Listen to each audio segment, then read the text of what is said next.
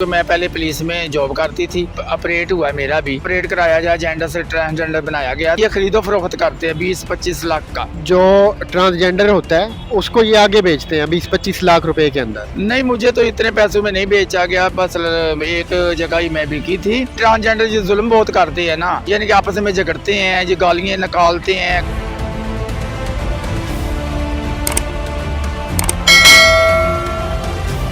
अस्सलाम वालेकुम, आप देख रहे हैं औसाफ डिजिटल। मैं हूं ज़ुबैर अमान।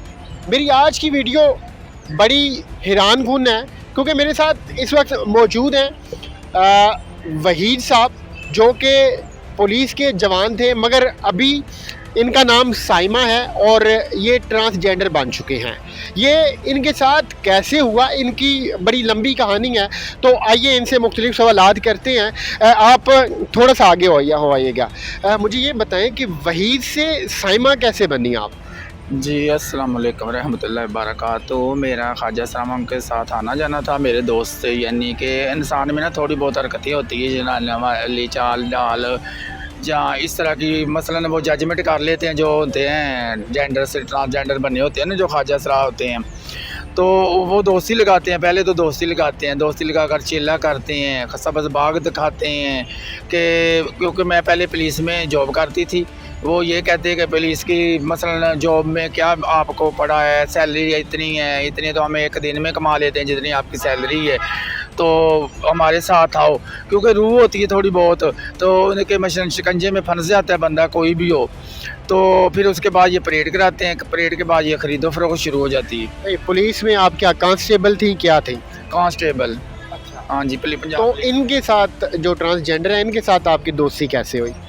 मैंने बताया आपको कि रूह का कुछ होता है ना, इंसान में थोड़ी बहुत रूह होती है, जनाना रूह यानी कि होती है, जो भी होते हैं ना, यानी कि जनाने आप देख रहे हैं सड़कों पे हैं, इशारों पे हैं, वो तो मुकम्मल मर्द है, यानी कि होते हैं मर्द हैं, अंदर से वो उनका ना जो होता है वो औरतों जैसा होता है, यूँ कि जो उनकी रूह होती है, तो ज़ाहिर है फिर वो दोस्त बना लेते हैं। उस तरह के वो भी होते हैं जो जेंडर हैं, यानी कि ट्रांसजेंडर जो बने हैं ना, वो जेंडर से ट्रांसजेंडर बने हैं परेड करवा के। माँ के पेट से कोई भी नहीं है पूरे पाकिस्तान में, जो भी डेरेदार आपको नज़र आएगा, बधाइयाँ लेने आता है, फंक्शनों पे आता है, कोई भी है, सब परेड शुद्ध हैं, सब ने परेड करवाए हुए हैं, जितने भी हैं ख्वाजा सरा। उसके बाद ये खरीदो फरोख्त करते हैं 20-25 लाख का बेचते हैं। जो ट्रांसजेंडर होता है उसको ये आगे बेचते हैं 20-25 लाख रुपए के अंदर। जी, 20-25 लाख का, यानी हमारी ज़बान में कहते हैं पेशा, यानी खरीदो फरोख्त, इंसानी खरीदो फरोख्त। वो पेशा होता है, एक जगह से वो दूसरे का चेला जब होता है ना, तो 5 लाख दिया, डबल होता है, यानी कि डबल करते जाते हैं, तो 20-25 लाख बन ही जाता है। यानी पहला उसका किसी गुरु के पास होगा, गुरु उसका 5 लाख उठाएगा ना, जब वो आगे जाकर किसी का चेला होगा ना, यानी वो बिकता ही जाएगा। जब ट्रांसजेंडर है ना, जो ट्रांसजेंडर बनेगा उससे बिकता ही जाएगा, एंड तक बिकेगा। अगर फौत भी हो जाएगा तो उसकी कब्र भी बेचेंगे ये लोग। तो आपको भी इतने पैसों में बेचा गया? नहीं, मुझे तो इतने पैसों में नहीं बेचा गया, बस एक जगह ही मैं बिकी थी। वो जो भी हैं ट्रांसजेंडर जी जुल्म बहुत करते हैं ना, यानी कि आपस में झगड़ते हैं, जी गालियाँ निकालते हैं। तो ये आपने बड़ी सख्त बात की है, कोई ऐसे प्रूफ हैं आपके पास?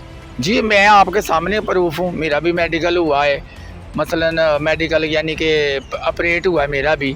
अच्छा, आपका भी बाकायदा ऑपरेट कराया गया? जी, ऑपरेट कराया जाए, जेंडर से ट्रांसजेंडर बनाया गया। तो मेरे कहने का मकसद है कि जो पहले हो चुका है ना, तो जो आने वाली नस्लें हैं, जो आने वाले बच्चे हैं, वो इस काम से बच जाएं। हमने ना क्या अल्लाह की मानत में ख़यानत जो करते हैं वो बचाना है, और एक जो ये नस्लें तबाह हो रही हैं, इसलिए मैंने ये कदम उठाया है। तो फिर पुलिस की मुलाजमत को आपने खुद छोड़ा या फिर आपको निकाला गया?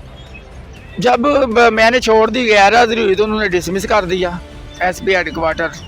तो उसके जब आप ट्रांसजेंडर बन गई तो उसके बाद आपको भी उसी पेशे के ऊपर लगाया गया, उसी काम के ऊपर लगाया गया? ज़ाहिर है उसी काम पे लगाते हैं, बधाइयाँ वगैरह मांगना। अब तो मांगने भी नहीं ना देते, जो गुरु होते हैं ना, वो बाद में मांगने भी नहीं देते। जब जेंडर तब्दील कर लेते हैं ना चेलों का, तो फिर ये कहते हैं हमारी कमेटी डल गई है। हमारा इलाका है नए कोट का, ये नया कोट है जो यतीम खाने के पास ननारियाँ, यहाँ पे हमारा डेरा था। मैं उधर की रिहायशी हूँ नए कोट की, मेरा ID कार्ड भी नए कोट है। तो मुझे ये बताएं कि आपसे क्या क्या काम करवाए गए जब आप ट्रांसजेंडर आपको बना दिया गया? तो जब ट्रांसजेंडर बन जाता है तो यही होता है, बधाइयाँ होती, मांगना होता है, और क्या होना है, फंक्शन वगैरह होते हैं, यही होते हैं। तो आपको जिसने ख़रीदा था उसके बाद आपने उतने पैसे उसको कमा के दे दिए थे? जी ज़ाहिर है दे दिए थे, जिसने ख़रीदा था दे। वो कुछ भी नहीं होता, ये नहीं होता कि पैसे उसको दिए तो फिर ये एक मसलन लाख का भी ख़रीदेंगे ना तो इनकी मर्ज़ी है, जो जितने का मर्ज़ी आगे से बेचें। ये हमारी ज़बान में कहते हैं पेशा इनको, कि हमने उसका पेशा वसूल किया है। मूवियाँ मेरे पास हैं, मौजूद हैं, जो ये कर रहे हैं, ये ग्रुप में बड़े फ़ख्र से डालते हैं मूवियाँ। तो उसके बाद आपके घर वालों की तरफ से या ख़ानदान वालों की तरफ से इतराज़ नहीं किया गया कि वहीद से आप साइमा बन गई हैं? तो ये तकरीबन 15-20 साल पहले की बात है, तो घर वाले तो मुँह नहीं ना लगाते। मेरा बाप फौत हो गया, वालदा फौत हो गई है, उनको पता चल रहा है गाम से ही फौत हो है, यानी कि तो जो बहन भाई हैं वो तो नहीं ना मुँह लगाते, किसी खुशी गमी में नहीं बुलाते मुझे। तो अभी आपका मीडिया के ऊपर आने का क्या मकसद है, या आप मीडिया के ऊपर क्यों आई? मैं यही इसलिए आई हूँ कि मेरे साथ जो हुआ है और लोगों के साथ हुआ है, ज़बरदस्ती हुआ है या ख़ुद उन्होंने कराया है, वो तो अब वापस नहीं हो सकता। तो जो आने वाली नस्लें हैं, बच्चे हैं, अल्लाह की मानत में ख़यानत कर रहे हैं, यानी कि अल्लाह तो मुकम्मल मर्द बना कर भेजता है ना, ये ख़यानत कर रहे हैं। फिर उसके बाद नस्लें तबाह हो रही हैं, यानी कि बाल बच्चेदार भी जो हैं वो भी परेड करा रहे हैं। हमारे डेरेदार जो है ना, ख्वाजा सरा डेरेदार बने हैं, कईयों के बच्चे भी हैं, मुझे पता है सब का। अगर ज़रूरत पड़ी मैं नाम भी बताऊंगी, उनके 2-2, 3-3 बच्चे हैं पीछे से। इधर वो ख्वाजा सरा बने हुए हैं, यानी कि जेंडर तब्दील करके औरतें बनी हुई हैं। वो क्या कहेंगे इनके जो पीछे से बच्चे हैं? अब अगर आईडी कार्ड लेकर जाएंगे, वो कहेंगे कि ये हमारा बाप है, इसने तो लड़कियों वाला आईडी कार्ड बनाया, मेरा खुद लड़कियों वाला है, सैमा के नाम से आईडी कार्ड है मेरा। तो इनको कोई पकड़ने वाला नहीं है, कोई रोकने वाला नहीं है? नहीं, कुछ भी नहीं पड़ता इनके, ना इनका मेडिकल हो रहा है, ना इनकी इंक्वायरी हो रही है। इनके पास तो इतने इतने अमीर हैं लोग, ये जो गुरु लोग हैं, गुरु जो हैं, इनके पास तो करीबन किलो किलो सोना है, इतना पैसा है इनका। ये एक जब गुरु की सीट पे बैठते हैं ना, गुरु फौत हो जाता है, कहते हैं रोटी देसी घी होगी, तो ये रोटी करते हैं। बकरे यानी कि करोड़ 1.5 करोड़ इनका रुपया लग जाता है इनके मसलन बनने के लिए गुरु। तो आप टांग से लंगड़ा के चल रही हैं, ये क्या हुआ है? वो मेरा एक्सीडेंट हुआ है, टांग टूटी हुई है, टांग में प्लेटें हैं मेरी में। तो कुछ इसका इलाज वगैरह करवा रही हैं आप? जी इलाज क्या, प्लेटें पड़ी हुई हैं तो दर्द भी होती है, तो दवाई वगैरह मसलन खाती हूँ तो ठीक हो जाता। अब तो मुझसे डांस भी नहीं होया जाता, सर्दी है, सर्दियों में तो बहुत ज़्यादा दर्द होती है। तो आपने एक पूरी कम्युनिटी को एक किस्म का छेड़ा हुआ है, तो आपको ख़तरा कोई नहीं उनसे महसूस हो रहा? ख़तरा क्या, अल्लाह के सिवा कुछ ही मैं, क्योंकि मैं तो अल्लाह की रज़ा के लिए निकली हूँ, यानी कि मानत में, अल्लाह की मानत में ख़यानत ना करें। ये एक जहाद है, तौबा के दरवाजे तो 24 घंटे खुले हैं। हो सकता है अल्लाह बख्श दे मुझे इसी बहाने से, क्योंकि एक माँ का एक बेटा है, 7 बहनें हैं, वो भी उन्होंने भी अपना जेंडर तब्दील कराया है। तो जो आपने केसेस किए हुए हैं वो किस किस चीज़ के किए हुए हैं और किसके खिलाफ किए हुए हैं? ये केसेस है कि ये परेड ना करवाएं, ये वो तो हमारे पास आर्डर, हाई कोर्ट से आर्डर मिले हुए हैं। तो एक केसेस है ये जो ख़रीदो फरोख्त इंसानी कर रहे हैं, वो हैं। एक जो मेरा इलाका है, तेरा इलाका है, कोई दूसरा आ जाता है ना इस इलाके में, यानी कि जेंडर भी जो जनाने आप देखते हैं सड़कों पे, सिग्नलों पे मांगते हैं, वो होते हैं जेंडर मुकम्मल बाल बच्चेदार। वो भी अगर महल्ले में आ जाए ना, जो जिनका इलाका है ना, जिन्होंने खुद ही बनाया हुआ है, स्टाम्प पेपरों पे लिखा हुआ है, अपने सैन अंगूठे लगाए हुए हैं, वो इनको पकड़ते हैं, नंगा करते हैं, मारते हैं। ये कहते हैं हम फ़कीर हैं, यानी कि फ़कीर की तो कोई हद नहीं ना होती। फ़कीर जहाँ से मर्ज़ी सदा करे, अल्लाह के नाम पे लोगों ने देना है। 5-5, 6-6 हज़ार ये लेते हैं जो भी जेंडर भी मांगता है इनके इलाके से, शहरों पे, बाज़ारों में, इनसे ये पता लेते हैं। इसीलिए तो डेरेदार मीर है, इनकी इंक्वायरी की जाए ना।